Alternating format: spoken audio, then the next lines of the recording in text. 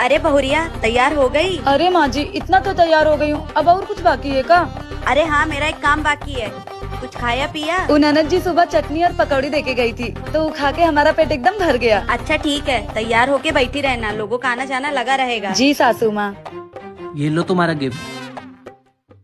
अरे बाप रे, इतना बड़ा मंगलसूत्र हमारे लिए? हाँ। ये तो बहुत महंगा होगा ना? इतने सारे गिफ्ट? हाँ, ये देखो, इतना सारा गिफ्ट मिला हमको मुंह दिखाई पर। एक काम करो, ये सब माँ के पास संभाल कर रख दो, बहुत महंगा है ना। नहीं नहीं, हमारी मम्मी ने कहा था कि अपना सामान खुद ही संभाल के रखना, तो इसे हम खुद ही संभालेंगे। आपकी मम्मी को नहीं देंगे संभालने के लिए? मैं तो अच्छे के लिए बोल रहा था। अरे नहीं नहीं, हम अपना सामान संभाल लेंगे, आप फिक्र नहीं करें। अच्छा ठीक है बाबा, जैसा तुम्हें ठीक लगे। हाँ तो अगर कोई हमारा सामान चुरा लिया तो? एक तो इतनी मुश्किल से इतना सारा गिफ्ट मिला है, वो भी पहली बार। हाँ मम्मी, क्या हुआ? बेटा तू घर आ जा, मेरी तबीयत बहुत खराब है। नहीं मम्मी, मैं नहीं आ सकती। क्यों? क्योंकि यहाँ पर मम्मी की तबीयत भी खराब है और वो भी आउट ऑफ स्टेशन गए हैं ऑफिस के वर्क से। ठीक है बेटा, अपनी सास का ख्याल रख। क्या हुआ बहू, किसका फोन था? कुछ नहीं मम्मी, मम्मी का फोन था। क्या कह रही थी मम्मी बहू? बस हाल चाल ले रही थी। तुम्हारी मम्मी की तबीयत खराब है बहू, जाओ जाके उनका देख आओ, मैं अपना ख्याल रख लूँगी। नहीं मम्मी, आपकी तबीयत खराब है। जाओ बेटा, उन्होंने बहुत उम्मीद से फ़ोन किया है, देखा शाम तक लौट आना। ठीक है मम्मी, मैं शाम तक लौट आऊँगी। ठीक है बहू।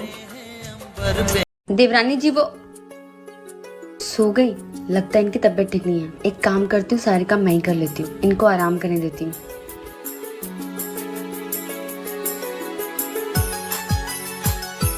भाभी, अच्छा तो छोटी बहू आराम कर रही है और बड़ी बहू काम कर रही है। बहुत पटती है ना दोनों में। अभी इन दोनों की जोड़ी में आग लगाती हूँ। बड़ी भाभी, छोटी भाभी तो आराम से सो रही है और आप यहाँ पे काम कर रहे हो। वो देवरानी जी की तबीयत खराब थी ना, तो मैंने सोचा मैं ही काम कर देती हूँ, आज उनको आराम करने देती हूँ। भाभी देखना, कहीं ऐसा ना हो जाए वो आराम कर करके इस घर की महारानी बन जाए और आप सारा काम करके इस घर की बस नौकरानी बन के रह जाओ।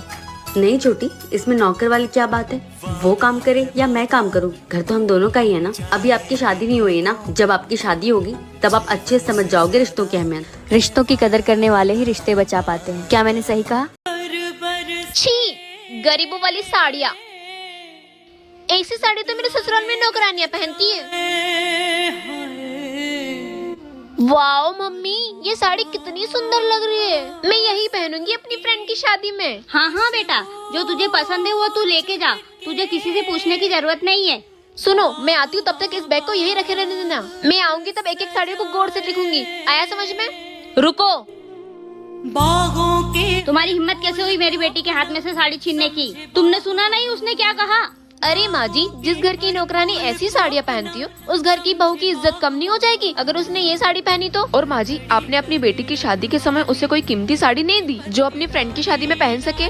देखो तो, शादी हुए 2 दिन ही हुए और कैसे कैची की ज्यादा जीवान चल रही है। मम्मी, मैं जा रही हूँ अपने ससुराल, मैं यहाँ पे एक दिन में नहीं रुकूंगी। देखो तो मैं बाद में बताती हूँ। समझे बागवान।